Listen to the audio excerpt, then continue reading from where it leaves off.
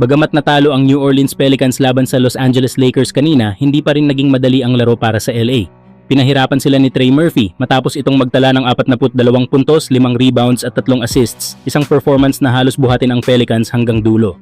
At sa buong season na ito, nag-a-average si Murphy ng humigit kumulang 20 puntos, 6 na rebounds at 3 assists kada laro, patunay kung gaano siya kaimportante sa sistema ng New Orleans.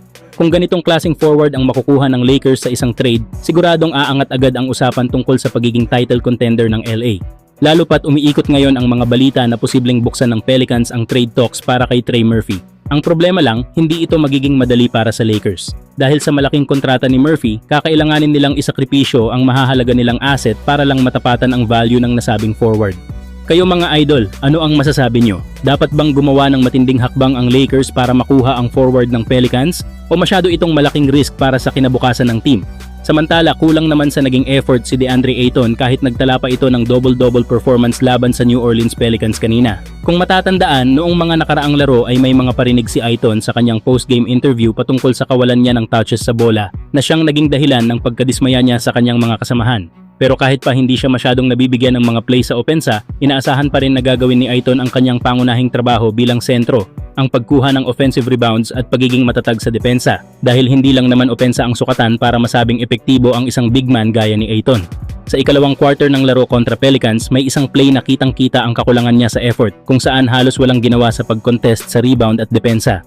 Dahil dito, agad siyang inilabas ni JJ Redick at pinalitan ni Jackson Hayes. Sa kabuuan, tinapos pa rin ni Ayton ang laro na may 18 puntos at 11 rebounds, pero mas maganda sana kung makikita sa kanya ang determinasyon na ipanalo ang bawat posesyon ng laro.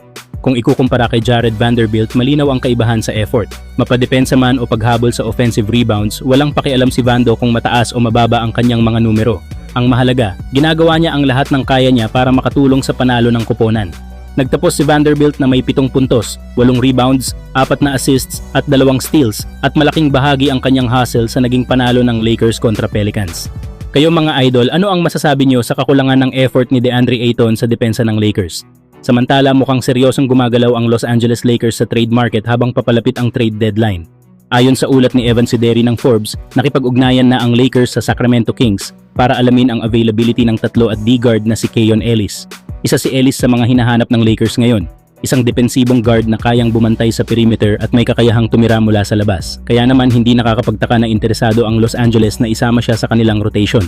Base sa report, posibleng isentro ng Lakers ang trade package kay Dalton Knecht kasama ang kanilang nag-iisang first round pick na maaari nilang ipamigay sa ngayon.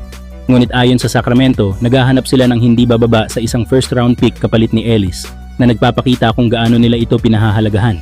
Si Keyon Ellis, 25 anyos, ay dumaan muna sa G League bago tuluyang makapasok sa NBA. Sa kasalukuyang season, nag-a-average siya ng 5 puntos kada laro habang tumitira ng halos 36% mula sa beyond arc.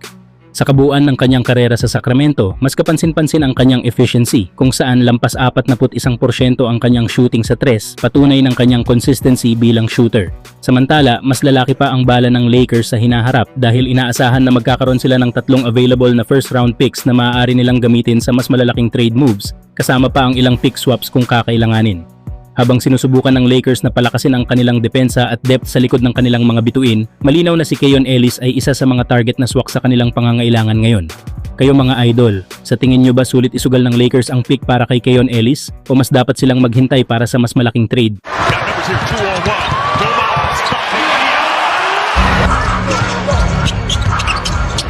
On the kick out, extra pass.